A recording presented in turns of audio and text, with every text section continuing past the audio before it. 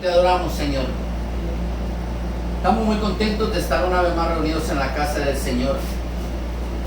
Se supone que este encuentro es constante.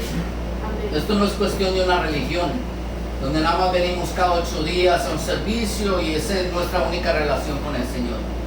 Por el contrario, la Biblia nos enseña que debemos caminar con Dios. Y caminar con Dios es algo que implica una acción diaria, constante.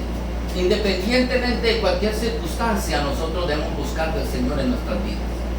Porque el día del Señor nadie lo sabe, solamente Él. Y porque Él solo lo sabe, así que tenemos que estar preparados todos los días. No necesariamente Él va a venir un domingo a levantar su iglesia. Puede ser cualquier día, mis amados. Por más de 2000 años se ha proclamado que Cristo viene. ¿Cuántos dicen amén? Y lo seguimos haciendo con el mismo vigor y con el mismo anhelo aún en nuestros días. Aunque el mundo nos critica precisamente por eso, nosotros no nos vamos a rendir. Entendemos que si nuestro Señor no ha venido es porque todas las cosas no están presentes para que Él venga. Pero eso no quiere decir que Él no vaya a venir. Él va a venir.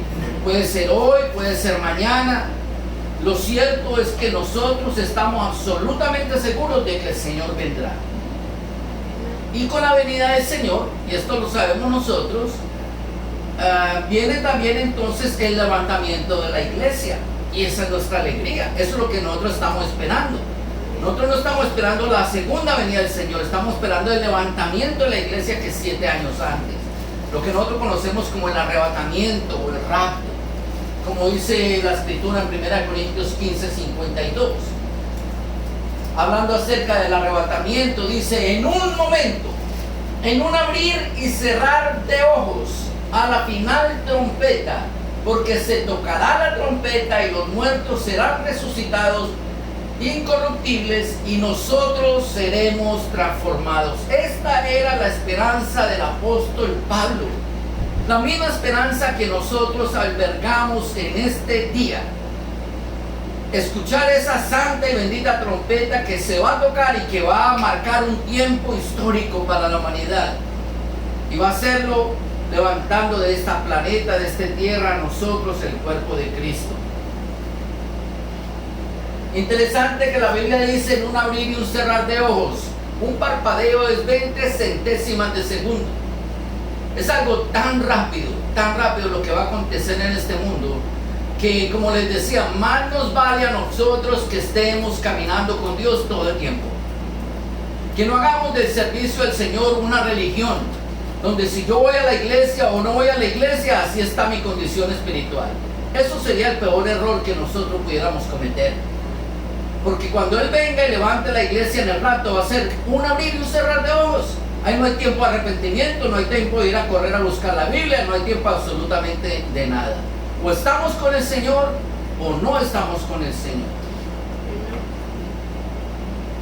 Es más, la Biblia todavía nos enseña algo muy hermoso. Tesalonicenses, 1 Tesalonicenses 4, la última parte del verso 18, después de hablar también acerca del arrebatamiento, dice la escritura: por tanto, alentados los unos a los otros con estas palabras. Tenemos que animarnos y alentarnos y recordarnos que un día el Señor va a venir y nos va a llevar en un abrir y un cerrar de ojos. A veces a uno los afanes de la vida, el trabajo, las situaciones, la salud, los hijos, lo envuelven como en una tiniebla que lentamente le van haciendo olvidar a uno cuál es el propósito por el cual nosotros nos reunimos aquí. Y es estar preparados para el día del Señor. Estar preparados para ese momento sublime cuando el Señor nos llame a su presencia en las nubes. Yo quiero estar preparado para ese día. Y quiero exhortarlo a ustedes, mis amados, a que ustedes no quiten ese pensamiento de sus mentes.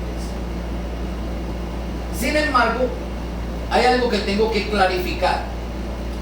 Mientras ese maravilloso día llega, obviamente nosotros vamos a tener que participar de él.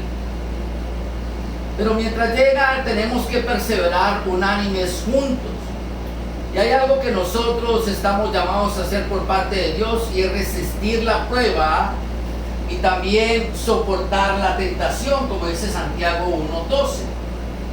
Bienaventurado el varón que soporta la tentación, porque cuando haya resistido la prueba, recibirá la corona de vida que Dios ha prometido a los que le aman.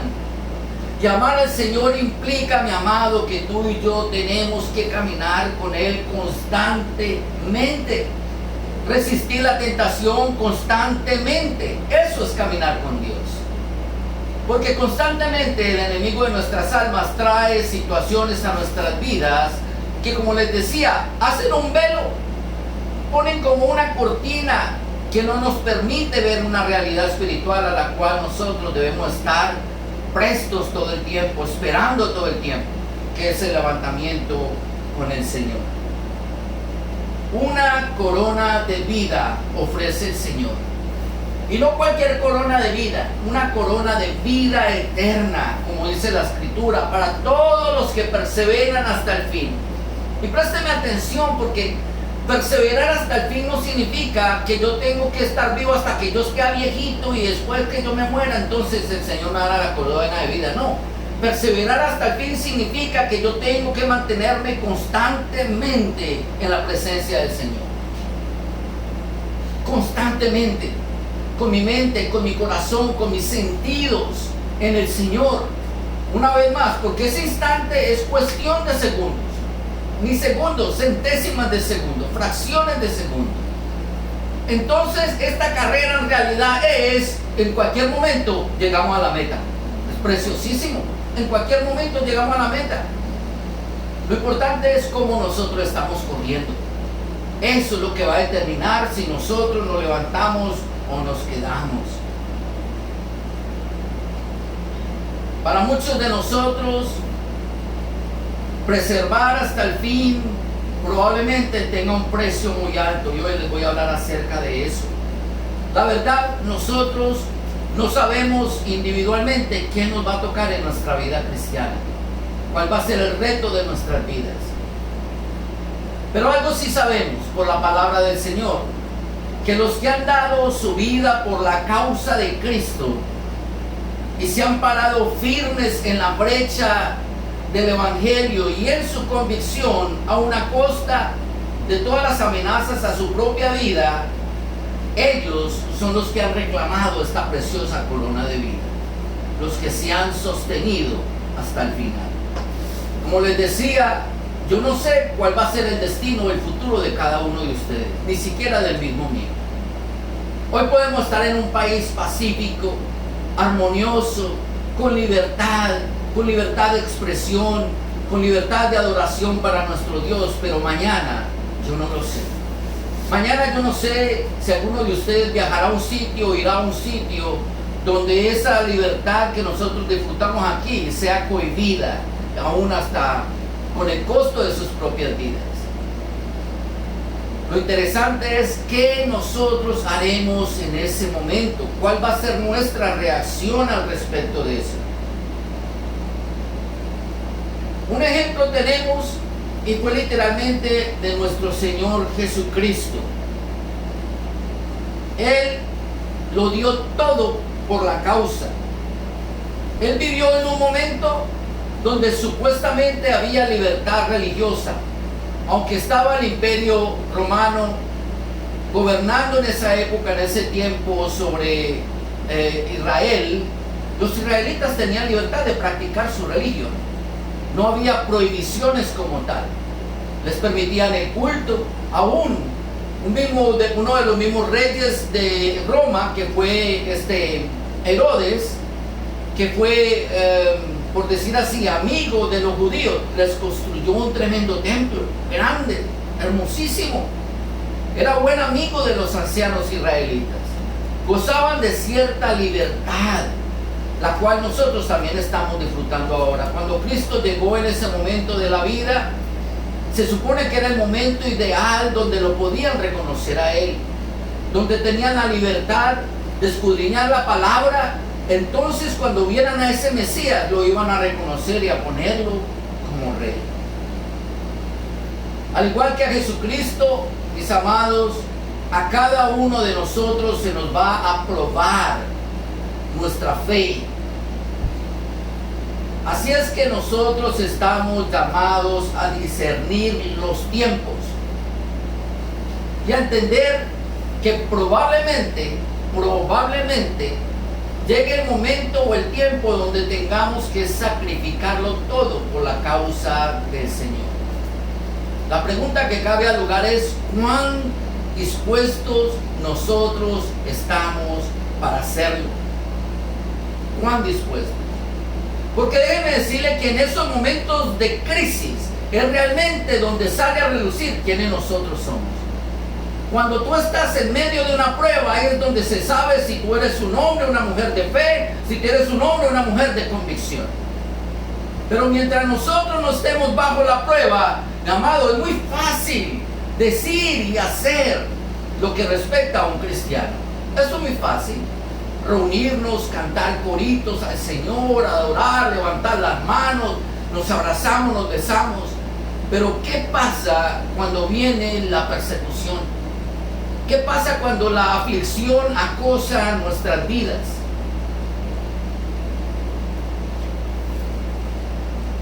Quiero dejarles saber, mis amados, que vienen momentos difíciles para esta nuestra nación.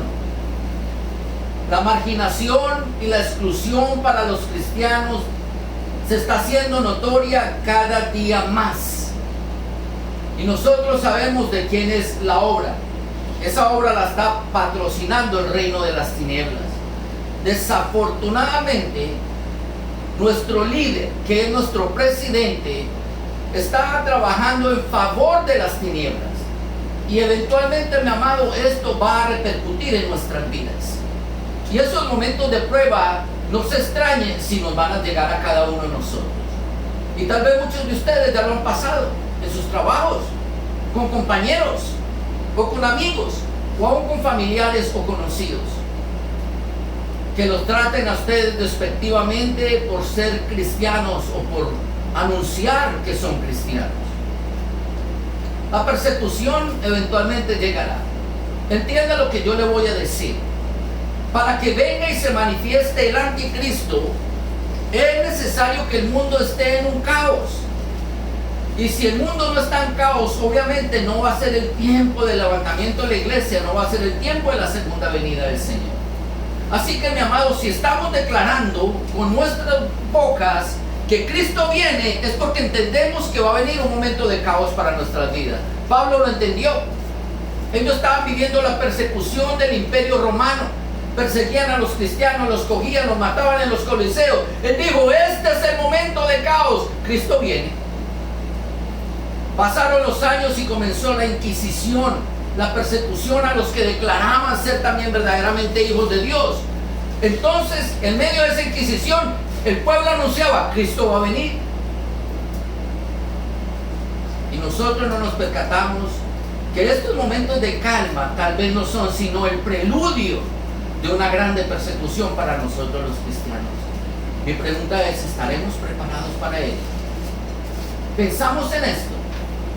Estamos contemplando la alternativa de pararnos firmes contra toda acechanza del enemigo y seguir declarando que este es el momento perfecto para que el Señor venga a levantar la iglesia. No podemos dormir, mis amados. Llegará ese momento de crisis donde tú y yo seremos probados en nuestra fe. Cristo lo vivió y nos dio un perfecto ejemplo de obediencia y convicción. Y eso es lo más hermoso de la vida de nuestro Señor Jesucristo. Él ejemplificó todo lo que nosotros los cristianos necesitábamos saber de lo que iba a acontecer y cómo nosotros confrontar esa situación. Vaya conmigo a la escritura, por favor, al libro de Lucas, capítulo 22. Y voy a hacer un resumen breve antes de llegar al asunto que hoy voy a discutir. En Lucas, capítulo 22, comienza a narrarse la historia acerca de Jesucristo. en los momentos en que él se estaba preparando para celebrar la Santa Cena con los discípulos, o la fiesta de la Pascua, en otras palabras. Pero al mismo tiempo que Jesús estaba preparando la celebración de la Pascua con sus discípulos, a su espalda, ya lo sabemos, Judas y los ancianos israelitas estaban preparando un complot, una trampa, una artimaña para coger a nuestro Señor Jesucristo y quitarle la vida. El Señor entonces, sabiendo eso, pero haciendo lo que tenía que hacer, se reúne con sus discípulos y a partir del versículo 7 Él instituye la cena del Señor. Comparte con ellos el pan y el vino. Les abre el lugar para que entiendan que va a haber un nuevo pacto, porque Él sabe que esa misma noche el antiguo pacto va a ser quitado del medio. Esto implica que Él iba a perder su vida. Después que celebra la cena con ellos, del verso 24 en adelante, les habla de algo maravilloso, lo cual es la grandeza del servicio, lo importante de servir, a lo cual todos nosotros estamos llamados. Enseguida, sabiendo él lo que le iba a suceder, anuncia la negación del apóstol Pedro. Luego les da instrucciones a ellos para esa persecución que iba a comenzar desde ese día y que no ha cesado hasta el día de hoy. Y luego Jesús se aparta a orar en el monte de los Olivos. Y aquí es donde encontramos nosotros la historia del libro de Lucas. Y vamos a leer de Lucas capítulo 22 del verso 41 al 46. Y dice la escritura: y él se apartó de ellos a distancia como un tiro de una piedra, y puesto de rodillas oró diciendo: Padre, si quieres, pasa de mí esta copa, pero no se haga mi voluntad sino la tuya. Y se le apareció un ángel del cielo para fortalecerle. Y estando en agonía, oraba más intensamente, y era su sudor como grandes gotas de sangre que caían en la tierra. Cuando se levantó de la oración y vino a sus discípulos, los halló durmiendo a causa de la tristeza, y les dijo: ¿por qué dormís? Levantaos y orad para que no entréis en tentación. Algo que yo quiero que usted note, mi amado, es que nuestro Señor Jesucristo también pasó por ese momento de prueba en su vida. Cuando Él pensó que tenía el momento oportuno para manifestarse a su pueblo, porque déjeme decirle, Cristo no hubiera venido en otro tiempo. Ese era el tiempo de la manifestación del Cristo.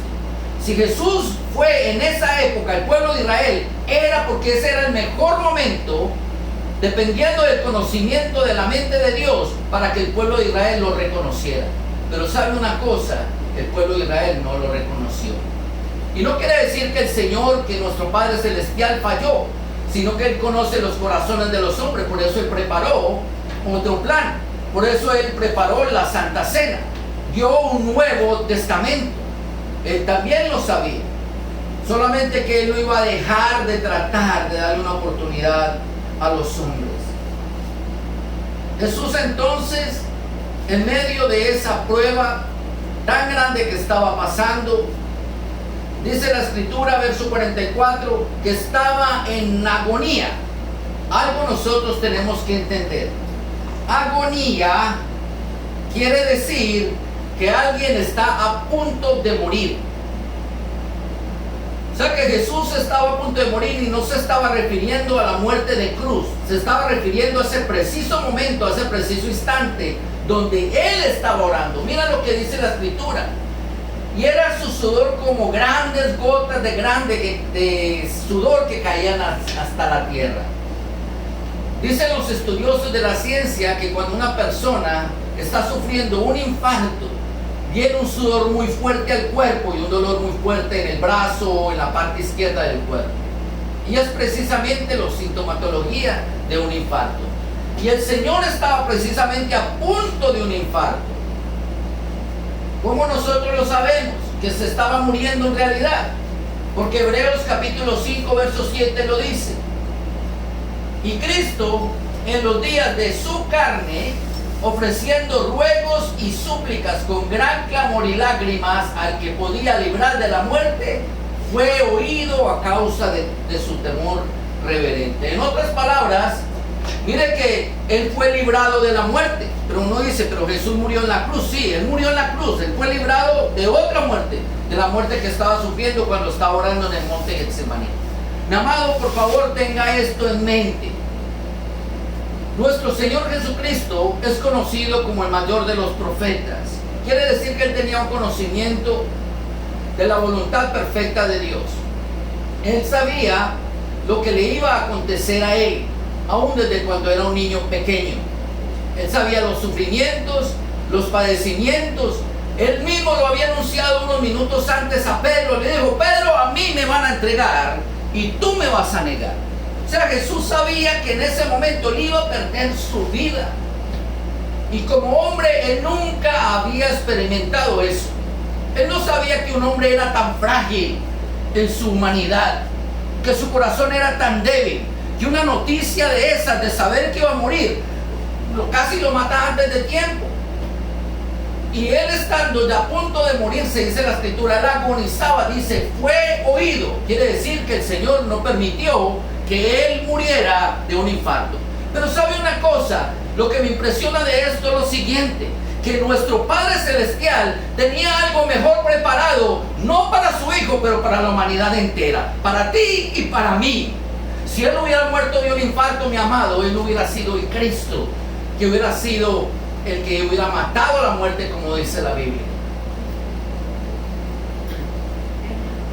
Pero el Padre tenía pensado dar otra muerte a su Hijo, y no era la muerte de un infarto. Hubiera sido muy fácil. Pero sabe una cosa, el Padre entregó a su Hijo a la muerte más horrible, que era la muerte, y muerte de cruz. Y todo por amor de nuestras almas. ¿Saben ustedes que si Jesús hubiera querido, en ese momento en que como hombre estaba padeciendo, ya a punto de morirse, él hubiera parado el tiempo y le hubiera dicho, Señor, para, hasta aquí nomás, ya no puedo más, no quiero seguir? Él lo hubiera podido hacer, siento que sí, Él es Dios. Él se debe a la humanidad, a su creación. No, Él es el creador. ¿Acaso el creador tendrá que darle explicaciones a su creación? No. Mas sin embargo, nosotros vemos a nuestro Señor Jesucristo, que en vez de parar toda la situación que estaba aconteciendo en su vida, declara en su palabra, con sus palabras, en el verso 42, diciéndole al Padre, Padre, si quieres, pasa de mí esta copa, pero no se haga mi voluntad, sino la tuya. Padre Celestial, qué ejemplo tan grande para nosotros. Qué ejemplo tan grande para nosotros. Él supo comprender el tiempo en el que estaba viviendo, la situación que estaba pasando en su vida. Pero Él lo puso, su propia persona, su seguridad personal, por encima de la voluntad de su Padre. Él entendía que había un plan creado desde el principio, y que con su sufrimiento y su muerte, muchos de nosotros llegaríamos a una vida eterna. ¿Saben ustedes que el sufrimiento de Cristo ha sido la vida de miles de millones de personas? Y nosotros gozamos y hablamos de la salvación y nos deleitamos en nuestra salvación, pero costó el sufrimiento de nuestro Señor Jesucristo. Mi pregunta es, ¿cuánto a nosotros nos duele eso que pasó? ¿Cuánto nosotros podemos ser conscientes de eso, y cuando venga ese momento de prueba para nuestras vidas, donde seamos probados en nuestra fe, tengamos la misma valentía que Él tuvo y decir, Señor, si tú puedes librarme de esta prueba que estoy pasando, pero si no, Señor, si está en tu voluntad, hágase tu voluntad, aunque mi vida sea tomada. Él no fue el único en la escritura cuya fe fue probada. Los hijos del maligno siempre han existido, pero quiero dejarles saber, mi amado, que los hijos de Dios también siempre han existido. Esta otra historia, mi amado, nos acerca también a esos momentos de crisis donde la integridad de las personas hace la diferencia. Hubo un tiempo en que el pueblo de Israel fue llevado cautivo a Babilonia. Y estando Israel en Babilonia bajo el imperio o el gobierno del rey Asuero, este rey hizo una fiesta a la cual su esposa, la reina Basti, lo rechazó. Por causa de este rechazo, el rey Asuero, junto con sus líderes, toman la decisión de nombrar o buscar otra reina para sí. Y esto nos lleva a la historia que nosotros conocemos en la Biblia como el libro de Esther. Esta jovencita Hadasa era prima del judío Mardoqueo. Y esta jovencita fue escogida para ser parte de la corte del rey. Y el día que le tocó presentarse delante del rey Asuero, ella halló gracia delante de los ojos del rey, de tal manera que un día fue proclamada reina del imperio babilonio. Conocemos también la historia de Mardoqueo, un israelita temeroso de Dios, quien adoptó a su prima Hadasa como si fuera su propia hija. La amaba tanto que la visitaba constantemente a la reina en sus aposentos, siempre pendiente de su hija. Pero resulta que la fidelidad que él tenía por Dios un día fue probada. En el reino de Babilonia se levantó un segundo hombre, un hombre que fue puesto sobre todos los príncipes.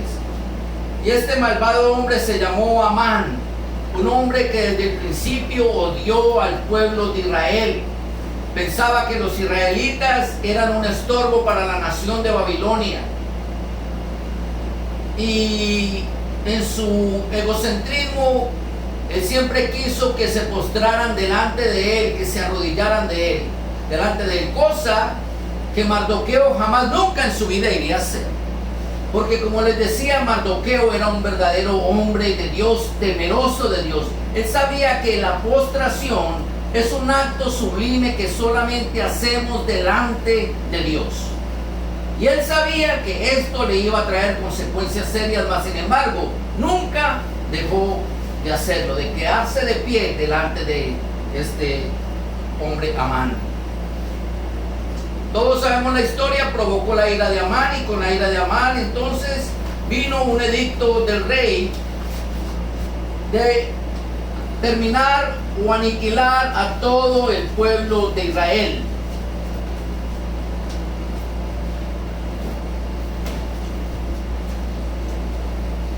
Él declaró que nadie se salvaría. Preparó un plan. Y este plan de destrucción para el pueblo de Israel había sido sellado con el anillo del rey Asuero. Y esta ley no podría ser ni quebrantada ni revocada.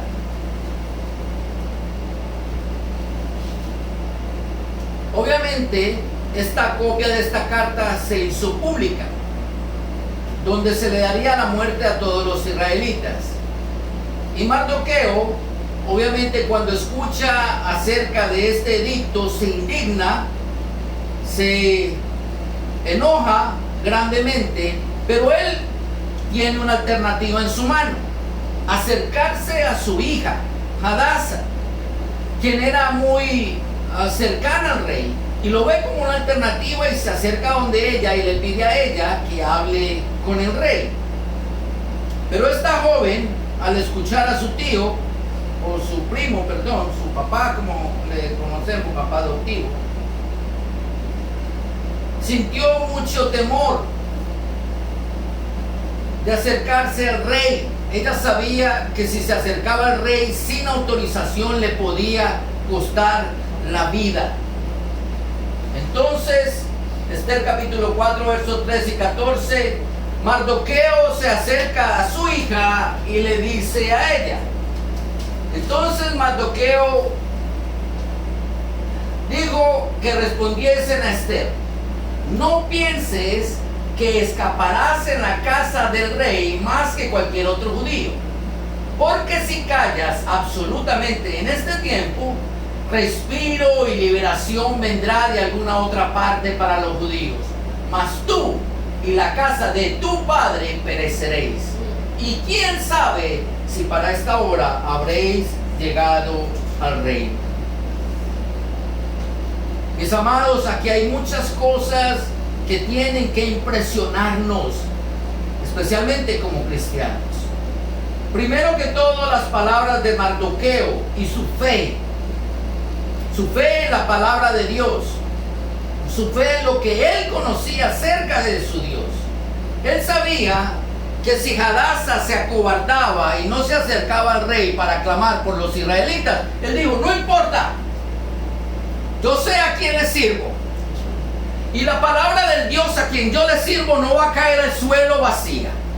Si tú no nos sirves y no nos ayudas en este tiempo, respiro y liberación vendrá de otro lado. ¿Cómo era la convicción de este hombre? Él sabía que había una sentencia de muerte sobre todos los judíos, firmada y sellada, irrevocable, inevitable. Pero él dijo: respiro y liberación vendrá de cualquier otro lado. Hadasa, tú no sabes si este es el momento que Dios preparó para que fueras tú el medio por el cual fuésemos librados. Pero si tú te acobardas, tú no te vas a librar por eso. Pero sabe una cosa: respiro vendrá de parte del Señor para nuestra vida. Mi amado, el día de mañana no está escrito para ninguno de nosotros.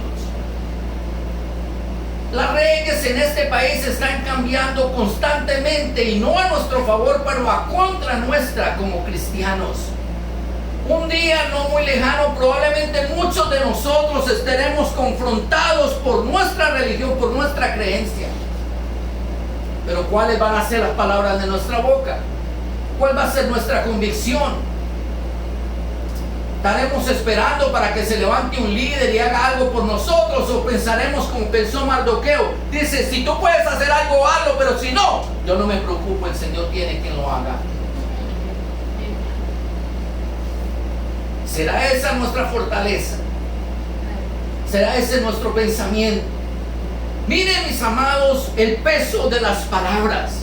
Lo que Mardoqueo habló fue tan fehaciente en la mente de su hija Hadasa, tan real, que cambió la forma de ella ver las cosas. Tuvo una actitud diferente. Esther capítulo 4, verso 15 al 17. Y Esther dijo que respondiesen a Mardoqueo: ve y reúne a todos los judíos que se hallan en Susa, y ayunad por mí, y no comáis ni bebáis 3 días, noche y día, y yo también con mis doncellas ayunaré igualmente. Entonces entraré a ver al rey, y aunque no sea conforme a la ley, y si perezco, que perezca. Entonces Mardoqueo fue e hizo conforme a todo lo que le mandó Esther.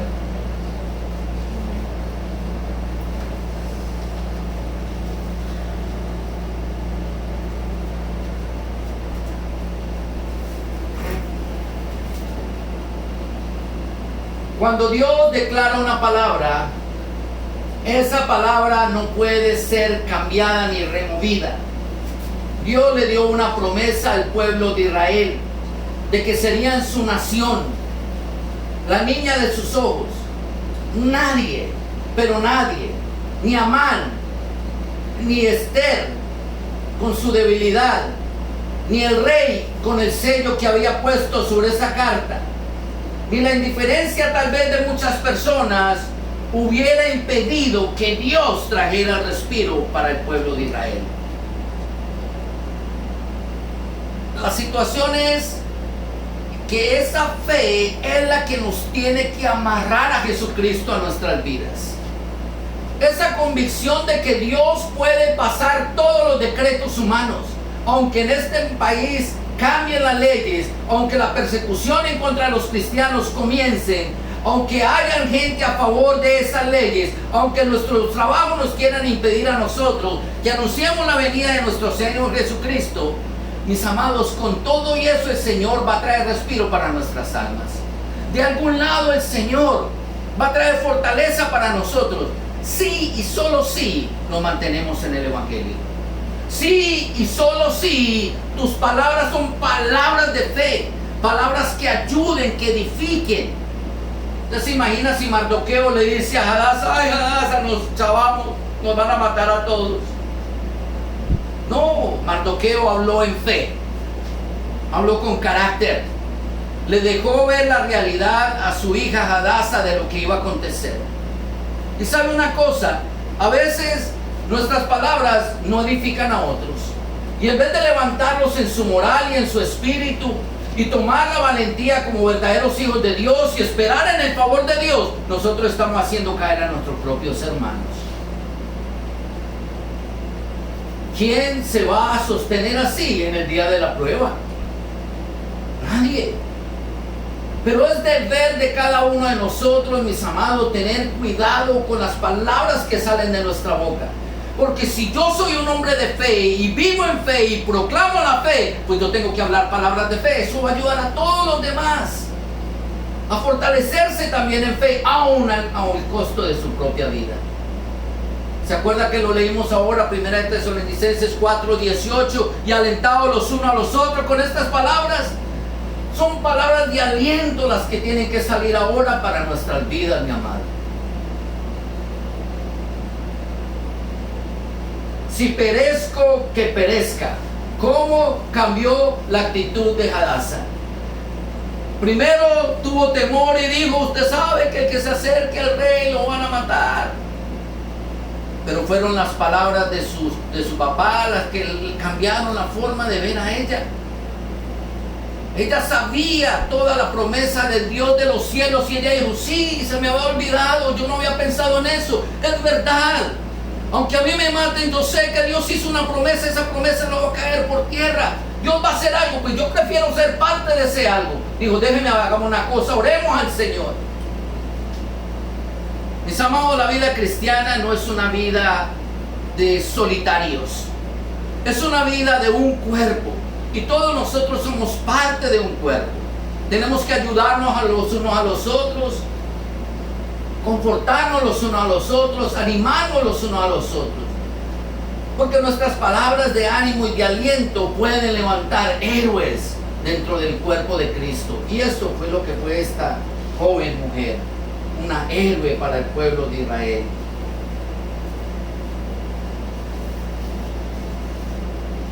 Esther dijo: si perezco, que perezca. Jesús dijo: no se haga mi voluntad sino la tuya.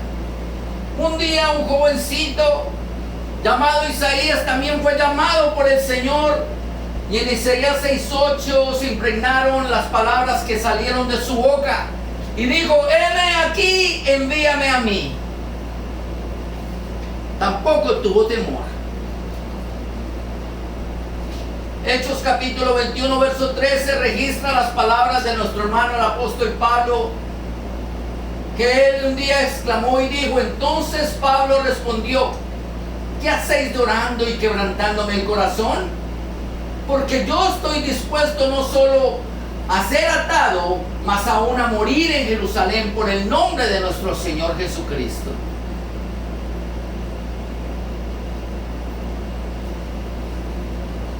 Mis amados, no solamente yo, sino mayormente el Señor espera de nosotros tal condición de fe. Eso es lo que Dios está esperando de cada uno de nosotros. Y vimos ejemplos de hombres y mujeres. Y en la Biblia hay registrados muchísimos casos de hombres y mujeres que en el momento más cruel, digámoslo así, o de más alta persecución, ellos dieron la medida del Señor. Y esto es lo que Dios espera de nosotros. Una fe inconmovible, una convicción incambiable. Pero esto es imposible que llegue a nuestras vidas si nosotros no conocemos el plan de Dios. Jesús se mantuvo firme porque él sabía cuál era el plan de Dios. Mardoqueo se mantuvo firme porque él sabía cuál era el plan de Dios. Isaías se mantuvo firme porque él también sabía cuál era el plan de Dios. Lo mismo Pablo sabía cuál era el plan de Dios para el pueblo de Israel. La pregunta es, ¿sabremos nosotros cuál es el plan de Dios para nuestras vidas? Porque si lo sabemos, mi amado, aunque vengan esos momentos de prueba y dificultad, nos mantendremos firmes. Podremos glorificar al Señor con nuestras vidas.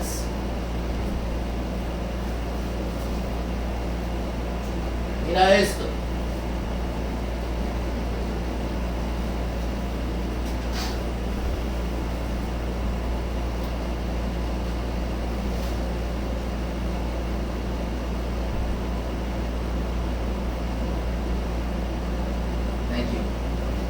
Filipenses capítulo 1, verso 20 y 21.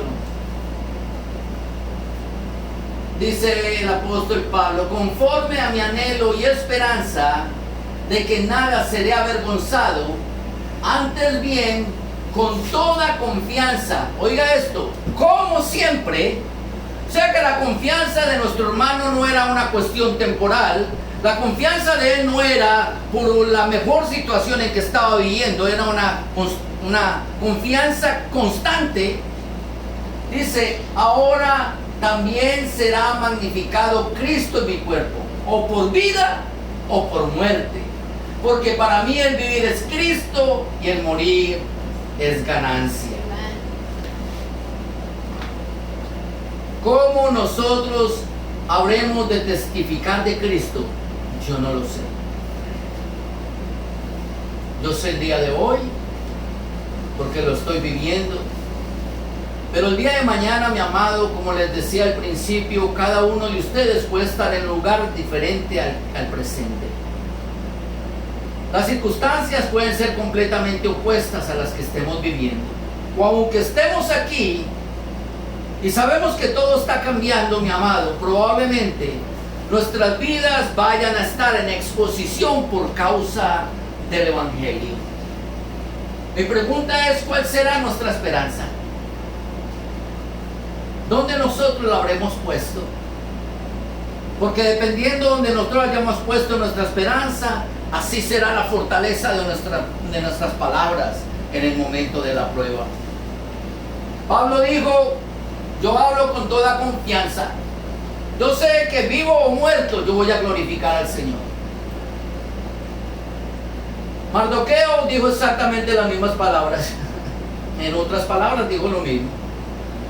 Yo sé cuál es el plan de Dios para el pueblo de Israel. Y aunque nosotros nos muramos, Dios va a levantar el pueblo de Israel, sea como sea. Mi amado, Dios ha hecho una promesa sobre tu vida. Dios ha declarado en su palabra que si tú crees en Él con tu corazón, y esa confesión es algo continuo, en tu boca, con tu vida, con tus acciones, el Señor te va a levantar a su santa presencia. Mi amado, no importa lo que esté por venir, sepa y entienda que serás probado en tu fe. Pero si tú estás con el Señor, mi amado, sea con vida o sea por muerte, nosotros vamos a poder glorificar al Señor.